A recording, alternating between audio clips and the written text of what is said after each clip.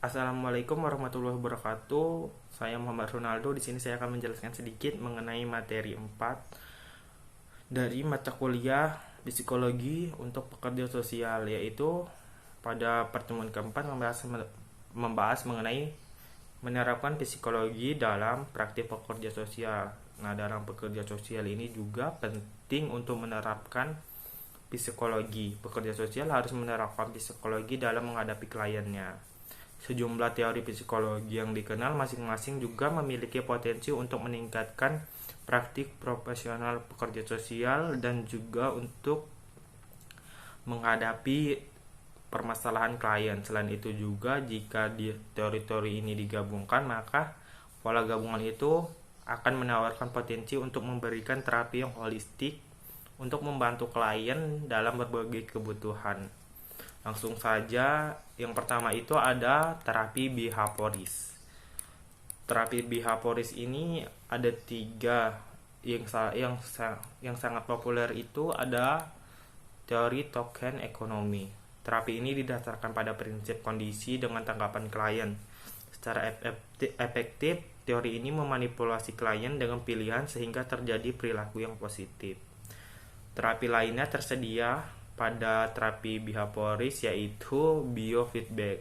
Terapi ini biasanya digunakan dengan orang-orang yang telah rujuk untuk bantuan profesional karena mereka sangat cemas menghasilkan pikiran.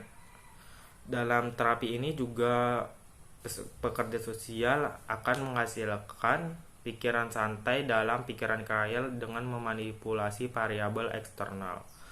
Yang ketiga itu teori populer dari teori behavioris. Sebagai destinasi sistematik, terapi ini digunakan klien yang memiliki fobia atau ketakutan berlebihan terhadap sesuatu atau hal tertentu. Klien dibuat untuk menerima fobianya di dalam lingkungan dan klien dibuat terkendali dalam situasi tertentu untuk menghadapi fobia tersebut. Yang kedua itu ada teori humanis. Nah, teori humanis ini lebih menguatkan pada empati. Empati adalah aspek yang sangat penting dari teori humanis. Terapis harusnya ada juga untuk klien dan siap bersikap tulus dan tegas. Menurut Rogers, hanya melalui terjadinya konseling yang tulus, masalah individu dapat diselesaikan dengan baik. Terapi ini berfokus pada pemecahan dilema akan atau harus merupakan penyebab kecemasan yang menyebabkan klien membutuhkan terapi. Yang ketiga itu ada teori psikodinamik. Model psikodinamik ini pikiran menyatakan bahwa pikiran sadar mempengaruhi oleh pikiran bawah sadar. Ini berarti terapi melibatkan perasaan pelepasan apa yang secara tidak sadar ditekan oleh klien. Ini kemudian memungkinkan individu untuk menangani pikiran-pikiran di dalam pikiran sadar. Terapis psikodinamik ini bertanggung jawab untuk menafsirkan apa yang ada dalam pikiran bawah sadar klien dengan menganalisis mimpi ataupun menggunakan hipnoterapi. Yang keempat itu ada teori kognitif.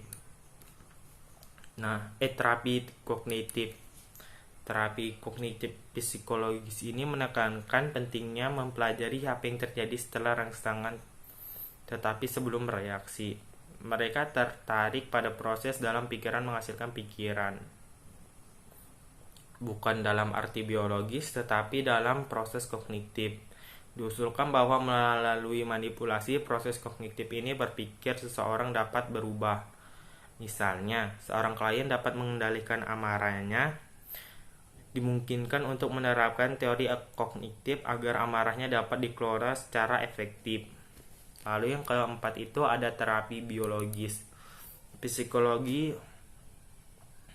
dalam terapi biologis ini mencoba memahami pikiran manusia dengan menerapkan prinsip-prinsip ilmiah barat tradisional. Terapi ini didasarkan pada gagasan bahwa berpikir ditentukan oleh sifat genetik dan hormon otak.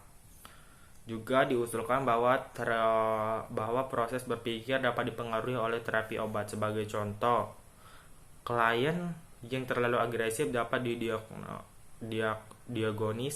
diagnosis sebagai terlalu agresif karena adanya terlalu banyak testosteron dalam tubuh. Sekian dari penjelasan saya mengenai teori-teori dalam menerapkan psikologi praktik pekerja sosial. Assalamualaikum warahmatullahi wabarakatuh.